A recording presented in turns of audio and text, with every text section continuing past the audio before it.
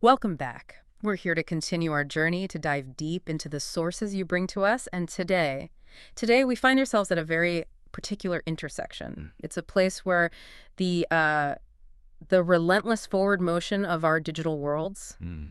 all that energy, all that code built on resets and optimization, Right. it just comes to a dead stop. It's confronted by the permanence of human mortality. It's the ultimate paradox of these spaces, isn't it? Yeah. Our digital systems, everything from these massive online worlds to our day-to-day work tools, they're all fundamentally designed for motion. Constant motion. Constant motion. They expect you to come back. They're built on the idea of infinite action, of growth. They literally have no concept of a final stop. And yet, And yet, a human being, the very person generating all that action, they stop. They go silent. And that single absence, that void, forces the entire automated system to just halt. and our sources today, they document that collision point so carefully. They look at the grief that follows and maybe more importantly, the really powerful, spontaneous, ethical responses that you see when someone in a virtual community Mm. just never logs back in. Mm. So that's really our mission for this deep dive. We're going to unpack the emotional reality of these digital bonds, and we're going to study these improvised rituals, these accidental monuments that communities create because the technology itself, it just never saw this coming. I had no script for it. Exactly. We're looking right at the seams where human ethics and, the simple need for care demand that the architecture of code has to bend. So let's begin there with just the quietness of it. The first observation of absence. Yeah. It's a feeling anyone who's spent years in a shared online world knows all too well. Well, the first thing that really jumps out from the sources from all these different platforms they studied is how undramatic it is at first. This kind of loss, it doesn't arrive with a notification. There's no final broadcast message. It's a slow, quiet, and honestly, a deeply unsettling realization. Because we're so used to noise online. Pings, notifications, a name lighting up. Exactly. The online world is an economy of noise. But this loss, it starts when a name that was always, reliably active just stops lighting up. When a voice that was just part of the background noise on a comms channel is suddenly and then permanently absent. That phrase, the introduction of silence into a world built on noise, Yeah. that's so powerful. When you really think about it, modern digital design is all about perpetual presence. It is. If you're not posting, you're lurking. If you're not engaging, the algorithm basically buries you. So for a digital identity to just vanish and leave this preserved empty space behind, that's an aberration. It feels almost like a threat to a system that's designed to maximize constant interaction. It really is. The source materials, they keep stressing this point, that in these spaces, silence is strange. It's strange because the whole machine is built for constant available presence. And that points to a foundational mismatch in the design, doesn't it? A huge mismatch. The code that's running these big digital environments, whether it's a game or a social forum, it operates on one assumption: active participation. Or at the very least, measurable inactivity. Right, so if you stop participating, the system just sees a number go down. It's churn, maybe, or storage overhead. It doesn't register death. It has no category for it. But the people, But the people who are interacting with that account, they see something so much deeper than a metric. They see a void, yeah. a sudden, permanent, and totally inexplicable hole in their social fabric. The system sees a data failure. The community feels a loss. And I think this is crucial, and the sources really note this, that the space someone leaves behind, it doesn't just close up, it doesn't get reallocated right away, it just lingers. It lingers. And that digital footprint, the profile, the avatar, it transforms, doesn't it, from an active person into a kind of default memorial. Yeah, it does. And you can see this lingering presence manifest in some really specific and sometimes costly ways. It's not just about an old chat log. So what are some of those manifestations? Well, let's take organized groups like, guilds or clans in big multiplayer games.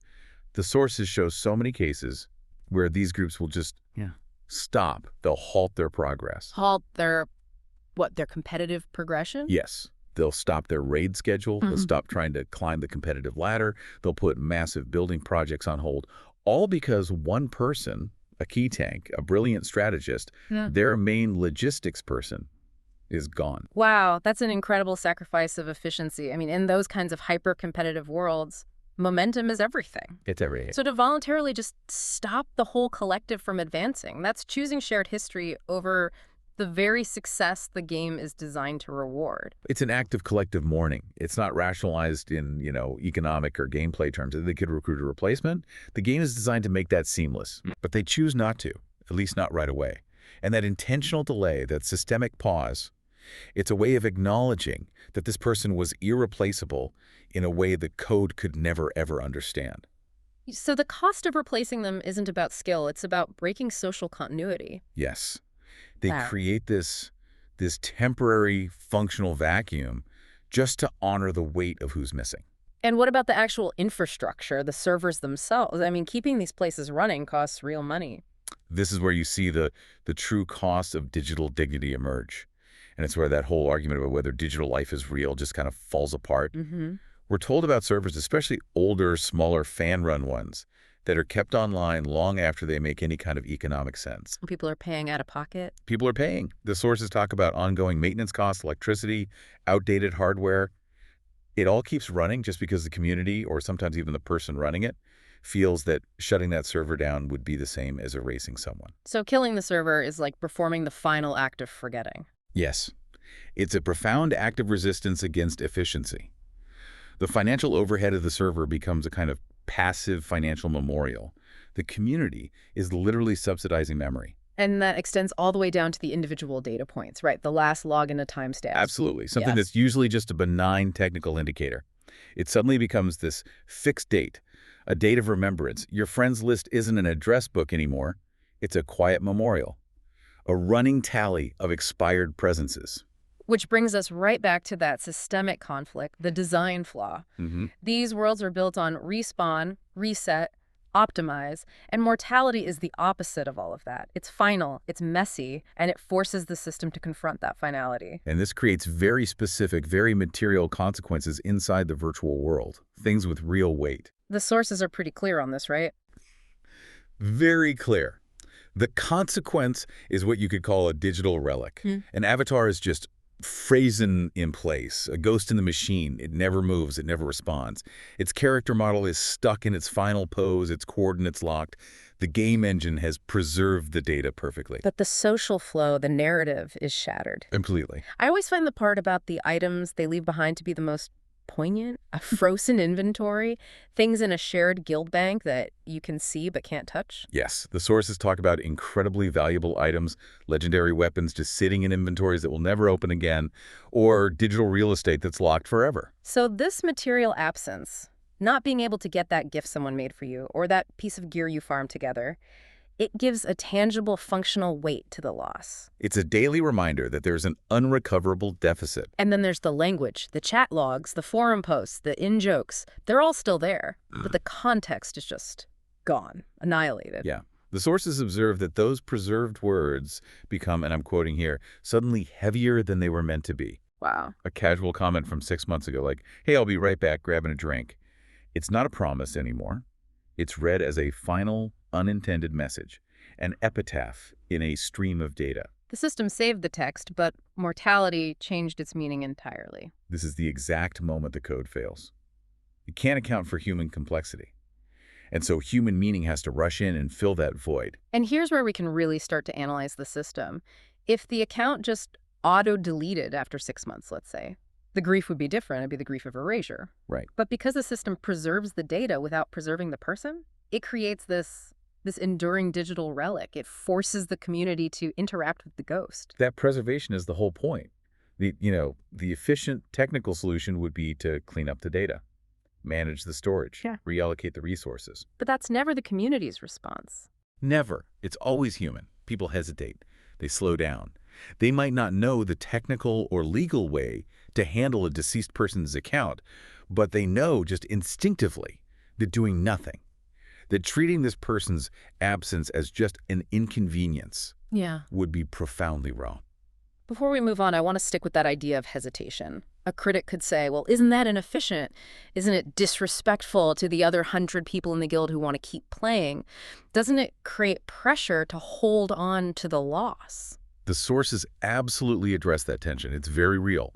But what they consistently find is that the ethical impulse, the need to do right by the person, almost always outweighs the efficiency impulse. There might be debates later about, how long to pause or what to do with the items left behind, but that initial act of acknowledgement is nearly universal. That hesitation is like a necessary buffer. It protects the community from the cold, abrupt logic of the machine. And that hesitation, that collective pause, it leads us right to what the sources call the definitive proof of attachment. For decades, there's been this skeptical argument, right? Are relationships that only exist through a screen real, or are they just functional? A tired argument. And our sources basically say that argument isn't just wrong, it's obsolete. The evidence makes it obsolete. And that proof is grief itself. That's it.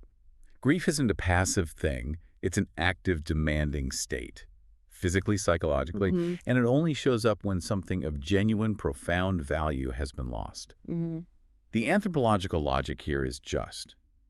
It's irrefutable. Grief does not appear where nothing mattered. It only arrives where there was real attachment, real investment, where a mutual relationship existed.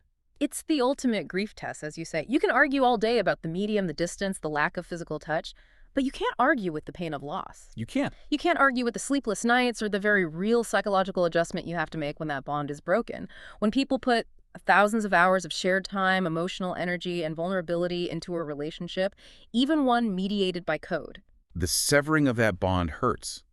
It hurts just as much as losing any other relationship that gave you support or humor or a shared sense of purpose. And these bonds are often forged in adversity. Intense collaboration. Definitely. Think about a high-level competitive team. You are relying on that other person, not just for fun, but for functional success, for your collective reputation, for defending each other in a hostile virtual world. That kind of shared experience, the frustration, the celebration, the failures, the high-stakes planning, that creates a bond that goes so much deeper than an avatar or a screen name. So when that person disappears, it's not just a name vanishing from a list. No, it's a rupture in a functional, codependent social unit, a unit that relied on very specific, very specialized interaction. And the sheer time invested must reinforce this. If you actually calculated the hours spent talking, building, collaborating, it probably dwarfs the time you spend with some of your, local real-world acquaintances. Without a doubt. The sources imply a direct correlation. The quantitative input of time and emotional labor is directly tied to the qualitative depth of the grief that follows. Which brings us back to that hesitation, that slowing down. The technical system produces a frozen account. The human reaction is to collectively hit the brakes. They know, as the sources say, that doing nothing would be wrong. And that feeling, that emotional weight, it speaks to this fundamental human need for ritual, for meaning. Which is a constant. It's a constant across every human culture, no matter how advanced our technology gets. When you're faced with something that defies order, like death, the human instinct is to impose meaning on it, to create structure through ritual. Right. But in these digital spaces, the community has no map. There's no social script. The platform doesn't provide one. Society doesn't have one yet. So the way they feel is this immense pressure. The pressure to make sure that this person who contributed so much to their shared reality isn't just discarded by the system as, faulty data. It's a moral imperative that comes from within the community itself. It is. The community is effectively standing up to the platform's implicit message, which is often that this person is now disposable. They feel the weight of inaction, and that pushes them towards acknowledgement, even if they have no idea what form that should take. So they're deciding in real time what dignity looks like in a virtual world. Exactly. If the platform won't honor the memory, the community has to step up and assume that moral function. It's this moment of absolute clarity driven by simple, undeniable human connection. And in the absence of any rules, they have to invent their own. They have to. They must collectively decide how to process this loss. And that decision is almost always to acknowledge the presence that was lost, not to let the silence of the machine just swallow it whole. And that transition from confusion to a need for acknowledgement, that sets the stage for the most fascinating part of this, the actual on-the-fly invention of new ways to mourn. Okay, so this is where the human element really just forces its will onto the code. The system gives you no script, so people write their own, and they often use the very tools of that digital world for a purpose the designers never intended. We do. We're talking about communities inventing rituals without anyone's permission. These aren't acts required by the code or by some institution. They are purely driven by people's need for collective expression, for closure.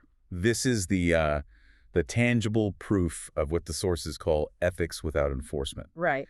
And these acts are so remarkable because they show that our impulse for ritual isn't just some cultural artifact. It's a deep-seated human trait. Technology can't get rid of it. When the official script is missing, the community improvises. They use what they have: geometry, chat functions, shared space to create meaning. Let's get into some of those examples because they're so evocative. We read about cemeteries being built in virtual space. Yes, actual digital architecture for the dead. We hear about vigils with no script, just people gathering in silence, Yeah. or creating moments of silence in worlds that are designed to never, ever be silent. How do these virtual cemeteries actually work? What makes them different from just any other player-built structure? Well, they function primarily as intentional gathering places.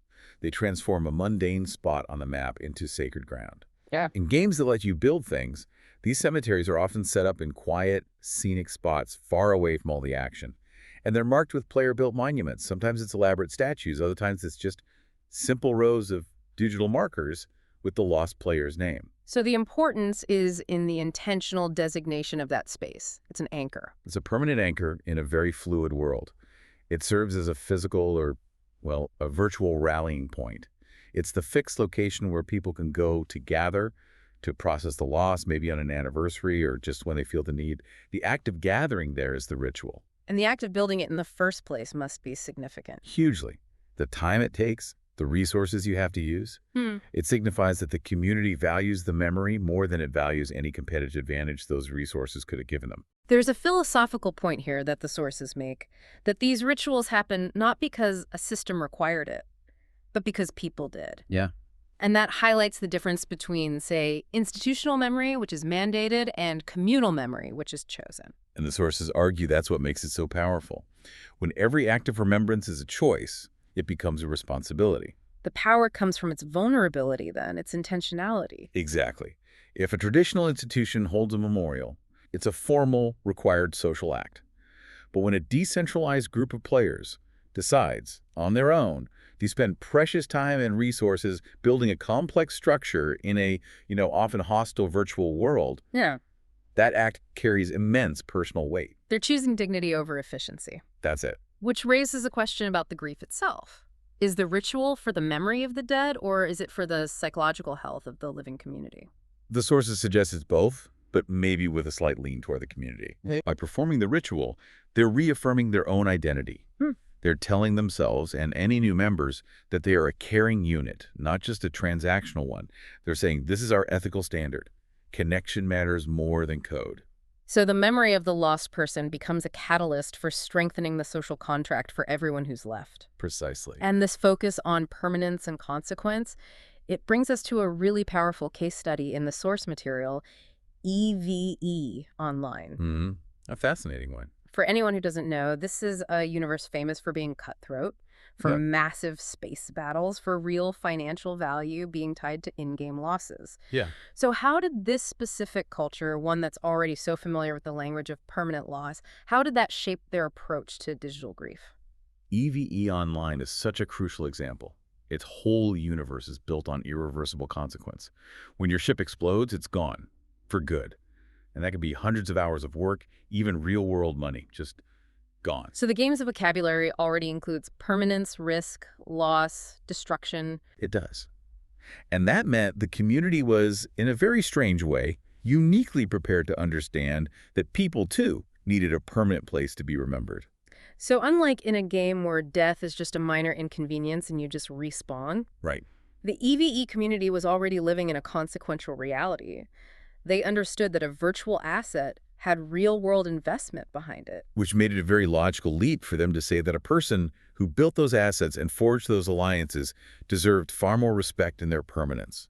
They were really ahead of the curve in creating a framework for digital dignity because their world already had real persistent stakes. It wasn't a conceptual loss for them. It was material. It was functional. Exactly. They knew the mourning wasn't about a lost avatar. It was about remembering the strategist, the friend, the person who literally shaped the geopolitical landscape of their shared world. And this deep understanding of permanence, it led to what might be the most moving expression of this whole phenomenon, the crossover into physical space. Yes, the engraving of names on a physical steel plaque, Yeah. exposed to the elements. Can you describe that monument? Because that jump from ephemeral data to durable physical steel, that's a profound statement. It is. The monument is the EVE Universe's Player Memorial. It's in Reykjavik, Iceland, near the company's headquarters. It's a large-scale physical structure. And the sources really highlight the choice of materials. Steel. Polished, durable steel, exposed to the wind, the rain, the snow. It's a statement that these lives lived digitally, these relationships forged through code. They deserve a physical remembrance that will outlive the servers. It's saying this was real enough to exist outside the game. That's exactly what it's saying. It's the concrete bridge, the permanent anchor. By putting those names on a physical plaque, they are grounding the digital presence in the continuity of human history, of geography. It's the ultimate confirmation of the thesis, worlds within worlds, not separate, intertwined. And what the sources are showing us is that this impulse, this need for ritual, for permanence, it's universal. You see it everywhere. Everywhere. It's a fundamental human requirement. Doesn't matter if you're battling for star systems or just sharing recipes on Discord, the need is the same. That universality is the perfect bridge to our next section. This is where that need for remembrance clashes head-on with the architecture of commerce, of convenience. The sources show this repeating pattern everywhere. Where you have an enduring community, you will eventually have grief. And with that grief comes the need for acknowledgement. And you see it in a place like Discord, where the channel slowly, quietly turns into a memorial. The old voice chats become these archives of memory, where you see it when an inside joke just stops being funny because the person who started it is gone. The silence is different in their spaces, isn't it? It's not a frozen avatar. It's just this heavy accumulation of past messages. Yeah, and the only thing that separates a message board from a memorial is the presence of these quiet anniversaries, dates that are marked without any fanfare, but are known deeply within that small group. And the sources, they frame these actions not as just emotional gestures, but as profound ethical acts. Why that specific language? Why elevate them to ethics? Because they involve a deliberate choice, often an inconvenient one, a choice to prioritize care over efficiency. Okay. It's a group of people collectively saying, you mattered here. Yeah. And we are going to commit our own time, our own resources to make sure that memory persists, even when the platform's terms of service requires absolutely nothing of them. That they are bestowing dignity onto the lost person. They're refusing to let that person's identity be reduced to a faulty data entry. Precisely. Yeah. And that act of resistance brings us right to the core discomfort that digital grief forces on us.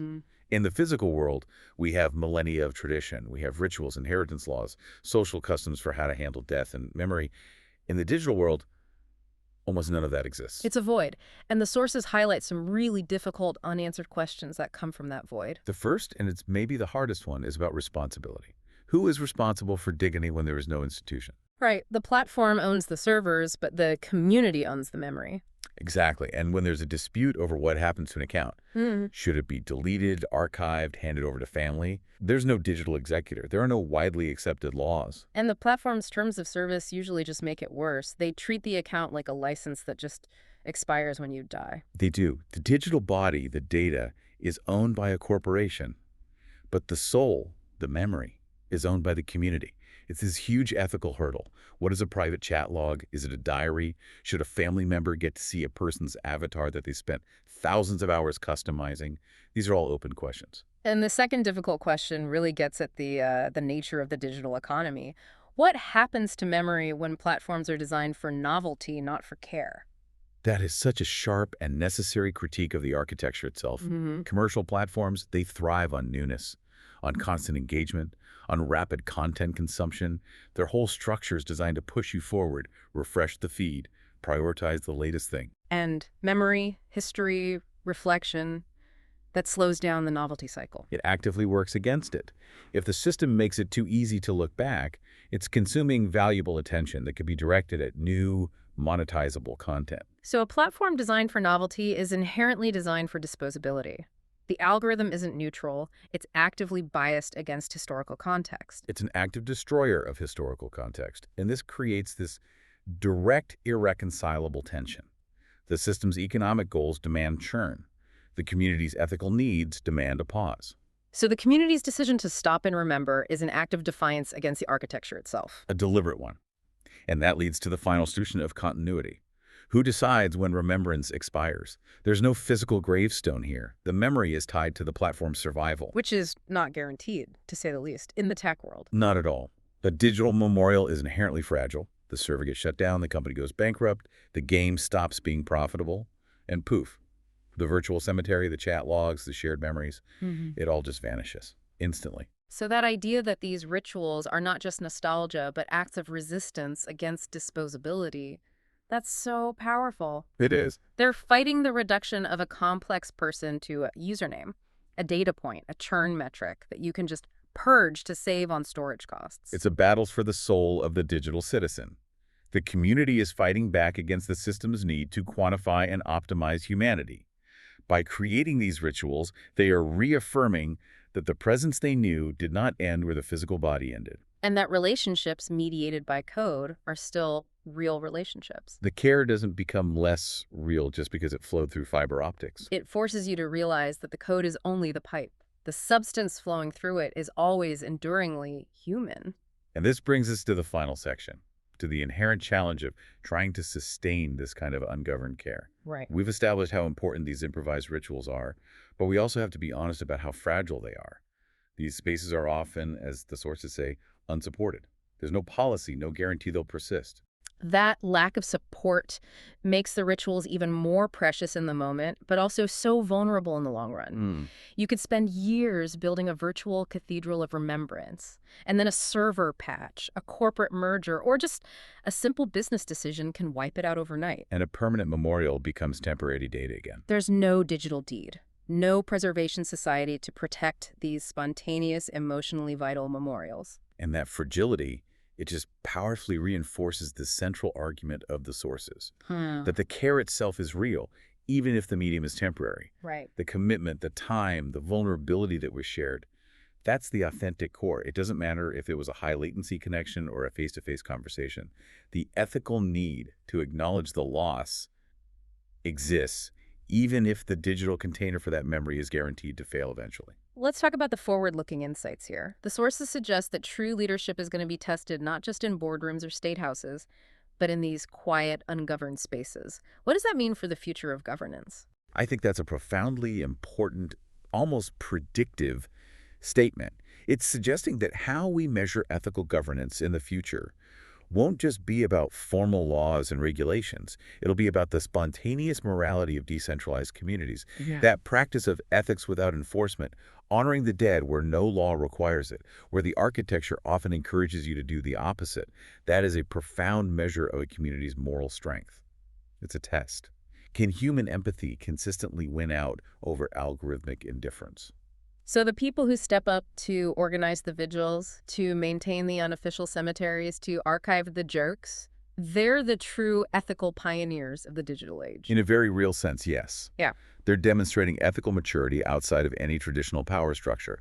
They're defining the moral boundaries of the virtual world for everyone else. They're asserting the social contract. They are.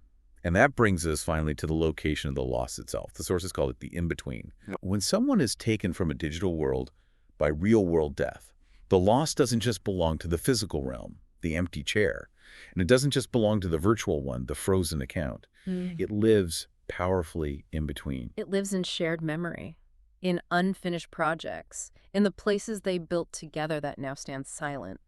It's not just the grief of the physical person being gone, it's the grief of their potential presence being permanently withdrawn from this very active shared reality.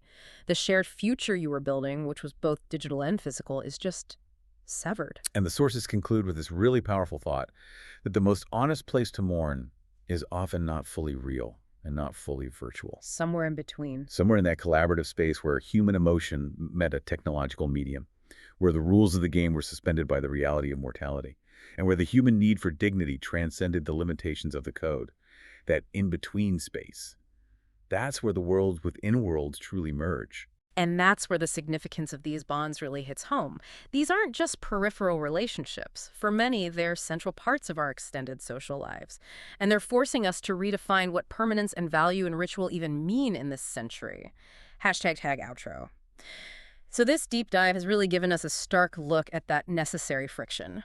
The friction that happens when The relentless amoral logic of Will technology build for an infinite motion. crashes right into the inescapable moral reality of human mortality. And I think the central lesson is clear. For digital architects and for all of us as digital citizens, the need for human connection will always, always transcend the limits of the medium. It will force technology, even if it's kicking and screaming, to bend to our ethical requirements. Yeah, and this search for dignity, this need for memory in the digital age. It's not a new phenomenon. It's just a modern continuation of ancient human needs. The need for ritual, for continuity. Right. Whether you're building a stone cairn on a mountain path or you're meticulously constructing a virtual memorial in some vast online world, the impulse is the same. It's to affirm that a life lived, a presence shared, was worthy of being remembered. The medium changes, but the core human need for honor and continuity that endures. Which leaves us with a final provocative thought for you, the learner, to take with you. Since we know these platforms are structurally designed for novelty, not for care, they want you looking forward, not back, always scrolling to the next new thing. What responsibility do we hold as citizens of these digital worlds? What's our responsibility to design our own acts of care and memory, knowing that the code will probably fail us, that the server will eventually go dark? How does your own personal list of silent names, those accounts you see, frozen in time on your friends list, how does that change your relationship with your own digital presence? And the choices you make today about where you invest your time and your emotion? It's a challenge to create an ethical architecture inside a world built entirely on algorithms. A profound challenge. Then we'll leave you to wrestle with that question. Until next time, keep exploring the worlds within worlds.